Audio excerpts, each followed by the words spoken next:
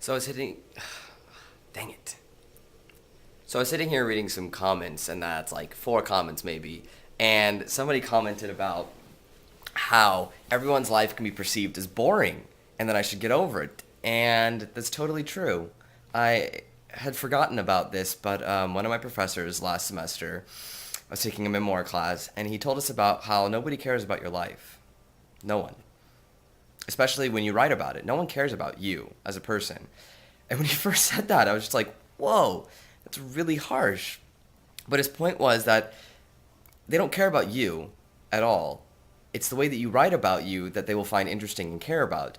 And it's just like this commenter that said, your life can be perceived as boring, and that's true. Anyone's life can be perceived as boring.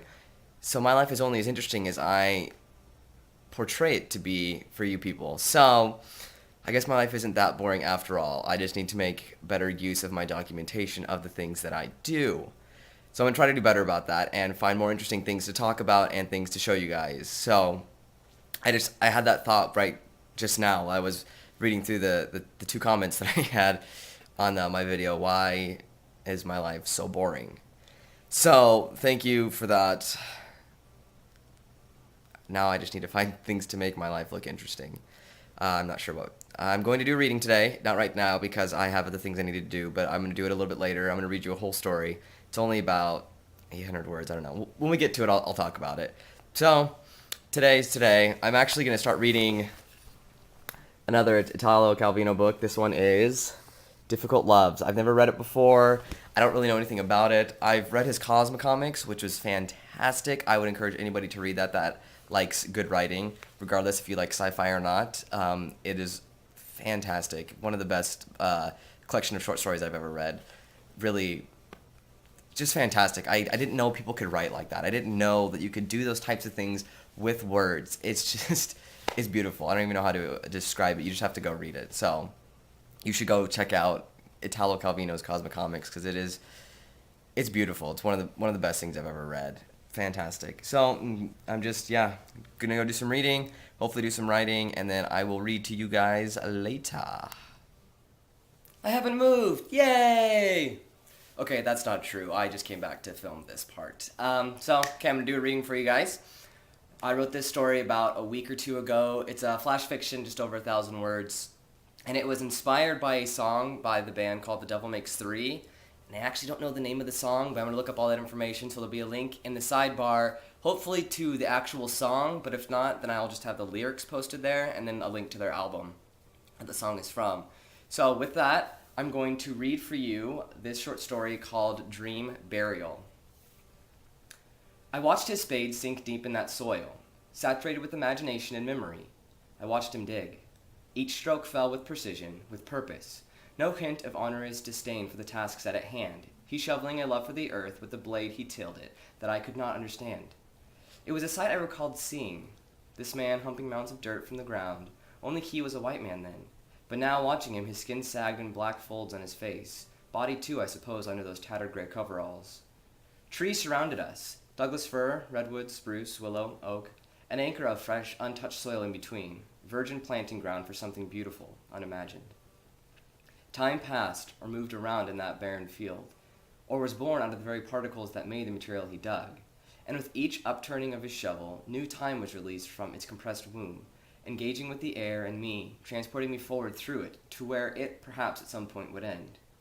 He did not know what he was doing to time as he dug, how he disrupted the flow of past and present and future, how through his unconscious continuation of such a monotonous chore, the fabric of my life altered, for what I feared the worst. Perhaps nothing at all happened, the entire encounter fabrication of my wandering thoughts. But time moved there. It moved from the dirt, fell from the metal of his shovel, wafted up through that open space.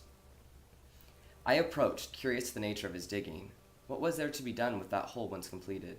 He had no eyes, I saw, except sockets filled with a pulsing light more brilliant than a supernova.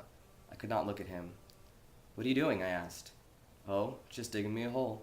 He did not look up to acknowledge my presence, only he kept to a shovel in the dirt. What's it for? A grave? Time quivered at the mention of grave, something I did not feel with my skin, but from within. I wanted to ask for whom, but could not find the words to say. looking around hoping to find a corpse in question.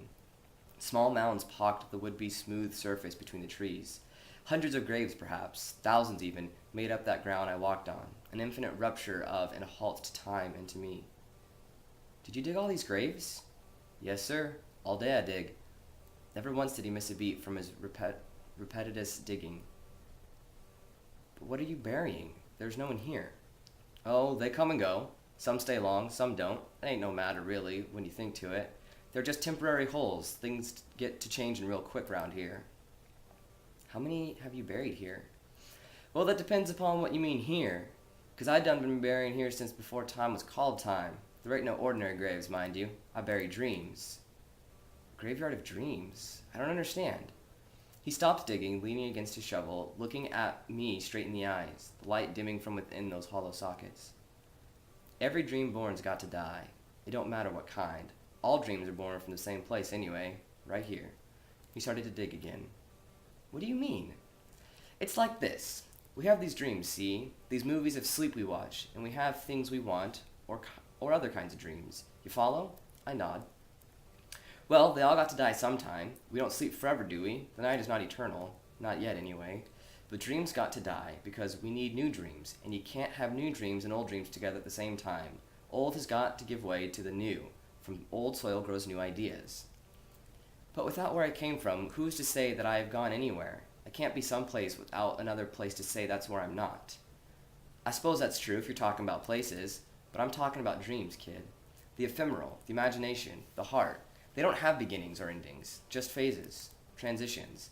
It's like loves. You don't wish for the girls you don't have anymore. You hold close to the one you do have or will have. She's it. She takes place over all that came before her, killing off any hope for past girls.